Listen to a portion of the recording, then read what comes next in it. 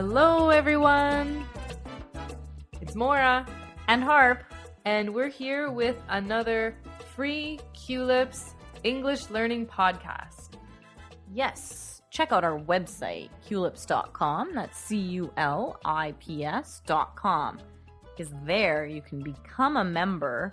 When you become a member, you have access to the transcript, detailed explanation, even a quiz. Right.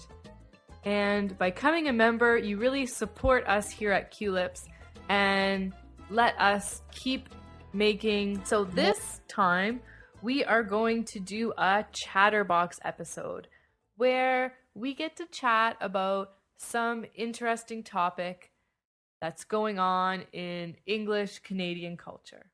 Yes, today we're going to talk about stress and dealing with stress. Oh, stress. Even the word just stresses me out. I agree. Doing research for this podcast was stressful. Stress is a really sensitive topic, but we'll try to have fun talking about it in this episode. Yes. So first, we're going to talk about the things that cause stress. So stress factors, right? Yeah. What causes people to feel stress in Canada? You know, stress can come from so many different things depending on the person. But there are generally some things that stress people out more than others. So sometimes people get stressed out from a big event in their lives, like planning a wedding or planning a big trip. Or moving to a new house. Right. So actually, those three events involve a lot of planning, a lot of details, and that's probably what stresses people out. Yes, remembering everything, getting all the details right, organizing everything. Exactly. And for all of those things, you're spending money when you're doing it. So that's also stressful. Yes, because one of the biggest stressors in Canada is money. Whew, I think that has got to be one of the biggest stressors anywhere in the world. Definitely. Yeah. A lot of people are worried about where their money's going to come from, or if they're going to have enough money to pay for something, or they have debt they need to pay. It's just endless, really. Yes, I agree. And related to money as a stressor is work. Yeah, work is very stressful for many people. Yeah. Especially now that the economy is a bit in rough times, some layoffs in some companies, and it's just not that bright yet. Right. And sometimes when the layoffs happen, the rest of the people who are still working have to do the work of all the people that were laid off. So they have to work extra hard. Sometimes one person does the work of two people. Yeah. People are taking work home. Yeah, they're staying later or going in early to try to catch up on work. And you know, I remember when email started to get really popular and the internet became popular, and people were saying that we were going to work less because of all this technology. But I think we've actually started to work a lot more because of it. Yeah, I agree. I have a phone. I'm checking my email all the time. Sometimes at midnight or 3 in the morning, I just see, oh, do I have any new emails? And then if something bad comes in, I start thinking about it, and then I get stressed out. And yeah, thinking about emails is stressful. Yeah, and responding to the email and checking voicemail and having to respond to people. Yeah, some people get stressed out at work because they're burning the candle at both ends. Burning the candle at both ends. Right. And this expression means that you're working all day and you're not going to sleep early. You're working at night, and then you have to wake up early in the morning as well. So when you're staying up late and getting up early and working all the time, we can say that you're burning the candle at both ends. Yeah, you're drowning in work if you're doing that. Yeah, that's another expression. So if you're drowning in work, it means you have so much work that you're drowning. You're having trouble surviving and keeping up. Yeah, because you have to do work all the time. It's really a horrible feeling, and I'm sure people feel stressed out about that very easily. Yes. And if you're not working yet, Hmm. then you might be a student. And going to school in university or college or some post secondary education can also be stressful because you have a lot of assignments, you're always working, you're always reading. And if you're a full time student, you're not working, so you're stressed about money too. Yes, for sure. I have to say, I'm happy I'm not a student anymore. I like not having to study every evening and on the weekends. Right, that's true. You don't have very much time for yourself when you're a student. Yes, definitely.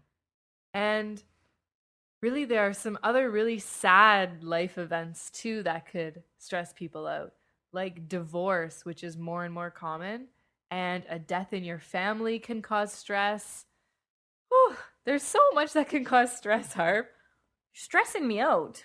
Sorry. But we can also think about the things that we can do to help us feel better, to not stress us out, or to get rid of the stress that we have. Yeah, let's talk about techniques of how to cope with stress. Good. So tell me some right now, Harp, because I'm already stressed out after talking about the first part. I think that we should meditate. Some people do that, and it really is becoming more and more common in North America, where meditation has not been popular in the past. No, for sure. People take maybe even just 5 or 10 minutes to themselves and just breathe and meditate, and they feel less stressed. I think that's really important because people today are always doing something. They're cooking, they're cleaning, they're going to work, they're at work, they're taking care of their kids, or they're studying. They're always busy. So, just the idea of taking some time to do nothing, I think, is important. It actually really stresses me out when I have nothing to do. Right? Because you're not used to it. Yeah, I am always thinking, okay, I should do this, I should do that. I never take the time. So I'm starting to learn that. Yeah, you kind of have to remind yourself, okay, I'm going to take 15 minutes and I'm just going to lie down and relax. Exactly. Not watch TV, not read a book, just lie down, turn the brain off. Exactly, not do anything else. Hmm. Because that's something that I was talking about just before we started this episode to Harp. I was telling her about what I decided to do to help de stress. And one of the things is to not go on the internet as much and not be so connected to technology. Now, when I come home from work, of course, I like to check my email and then I check Facebook and then I have some blogs or websites I like to check out. And this can go on for like 1 hour sometimes. Yeah, And what stresses me out a lot is I don't have enough time to do things. And so if I get rid of the technology, then I can have a bit more time. I agree. My big thing for reducing stress is that I feel stress at work because, again, I don't have enough time. So whenever I feel overloaded with so many tasks that I need to complete, slow down and I think one thing at a time. Because if I think about everything I have to do and try to do a million things at once, I'm not going to finish anything. I'm going to be stressed. And so I just do one thing at a time. That's my method of coping with stress. That's a good method, I think, too, to kind of take a deep breath and relax. And some people might even create a list of all the things they need to do. And that kind of clears up the stress in their mind and they don't have to think about it as much. So, what are some other techniques that people might use, Harp? I think exercise is a really important one. I forget that one sometimes. Yeah, because if you exercise, you are relieving stress, you're going to feel more tired, so you sleep better, and you're just going to feel healthier if you exercise. That's true. And I've heard there are just a lot of benefits to exercising. Even before you get stress, it can help prevent it because you're being physically active, which helps stimulate your brain and all this other scientific stuff. Yeah. And a trend that I'm noticing at my workplace is that a lot of my colleagues are taking kickboxing or Taibo or something that helps them kind of get rid of any of their frustrations. Yeah, those seem like more aggressive classes where you're moving quickly and kind of punching bags and kicking things. Yeah. But for me, what I do is I take yoga classes. Oh, that's a good stress reliever. Yeah, I really do like it because I need to slow down and relax, and yoga helps you do that and helps you focus a lot too. Good plan. That's a good idea. That's something that's also become really popular in North America the past few years. One of my friends has the best technique for stress relief. I'm so curious. What is it? It's so good. I might actually start using this technique. Tell me. She does karaoke. That actually sounds pretty awesome. Yeah, because you're having fun, you're singing, you're getting all your stress out, you feel so good after. I think I'm going to start doing karaoke when I feel stressed. Well, give me a call and I'll go with you. Excellent. So, if people feel stressed and then they don't deal with it properly, it's become a serious problem in North America and in Canada. Yeah, it's leading to a lot of burnout. Right. So some people feel so stressed out about most of the time their work, or maybe they're too busy with their work and their personal life that they can't keep up, that they go to see their doctor and their doctor gives them permission to not work anymore. This can go on for months too. People can have a burnout and not work for months. People can go on burnout for years, actually.